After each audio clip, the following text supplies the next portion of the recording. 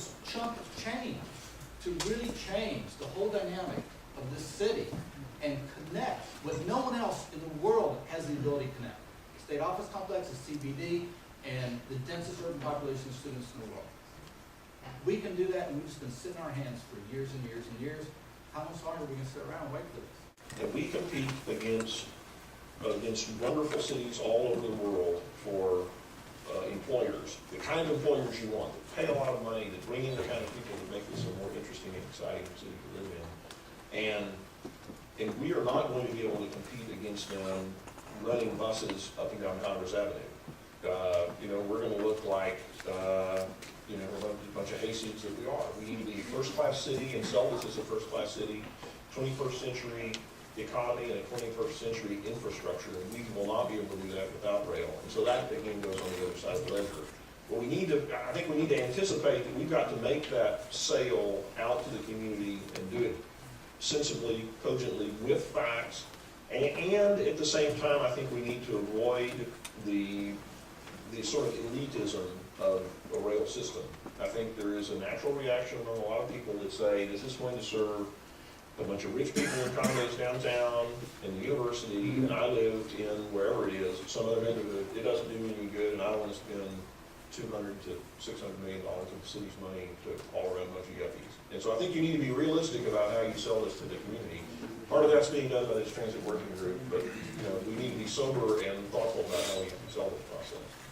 You don't hear about traffic accidents between cars and light rail cars in Houston like you used to. All you hear about is 50,000 plus riders a day, nation's second highest ridership of transit in the country. So when Houston got it worked out, we all learned from it. You're not going to see an experience like that in Austin or anywhere else in the country ever again.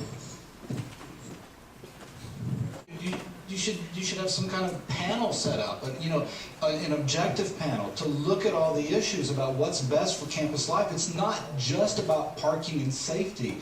It's about your life and what it's going to be. This is profoundly going to change UT and daily life at UT forever. Okay, how many people? Is this just me, or is Water Creek? Is that a nice place on campus to go for a stroll at midnight? At any time? Or is it a disgrace? Literally. I mean, for a university like this, to have that type of natural resource, a creek running right through the middle of it, and have it be a trash dump, I mean, it's abominable, okay? And what did they do with it when it came time to do, look, and this is not directed against you, but look, it's a horrible track record. So when they had to do transportation, what did they do? They cantilevered a road over it so SUVs could park next to the Memorial Stadium, okay? It's horrible. Now, all right, so we go to the university and we say, look, let's talk about, delivering transit to the university. And first, let's talk about how much money you can contribute to the system, and secondly, about where it should go. And UT's answer to us is, we're not going to contribute one dime, and we don't want to discuss where it's going to go. We've already decided it's San Jacinto for reasons that we really don't want to talk about.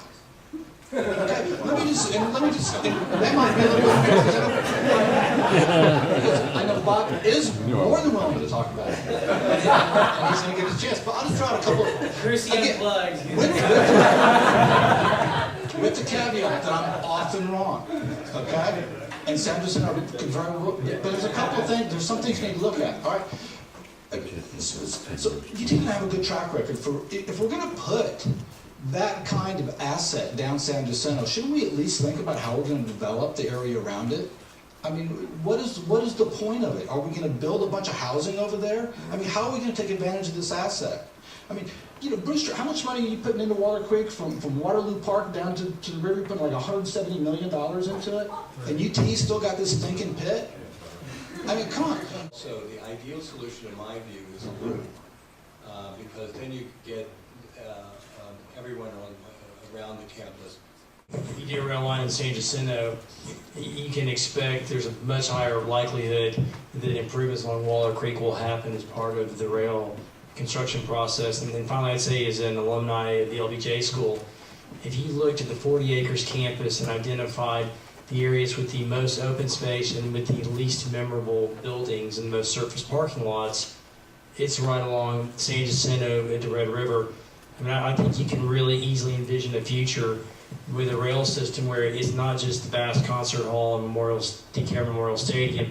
It's, you know, the Thompson Center goes, the LBJ school, and those, you know, 3-story kind of 1970s suburban style buildings with surface parking lot.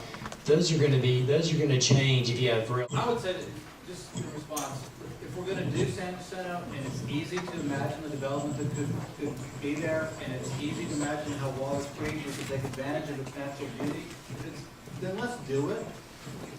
Let's come up with a master plan for how we take advantage, how we can put some student housing, or whatever the uses are, that would make San Jacinto a better place, make Waller Creek, you know, a better place for campus life. Then let's do that.